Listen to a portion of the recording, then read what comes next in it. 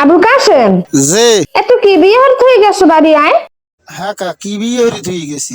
আজ একটা সপ্তাহ ধরে খালি এই কইতে লাগছে বলে আম্মা গোসল করেন কে গত মাসে আমি গোসল করছি না। কিতে আইছে কে? আপনি কি আর গোসল করবেন না? এতের আবার গোসল করা লাগবে কিতে?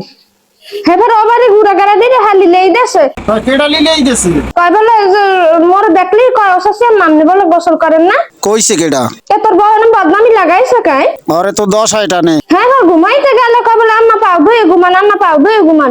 আম্মেটা কেমন কথা কইলেন? পাও না দুই কি মানুষে ঘুমায়? কে মোর পাও ধুয়ে ঘুমান লাগবে কিতে? আম্মে এখন কি করতেছেন? না পাও দোয়া ঘুমাইবেন?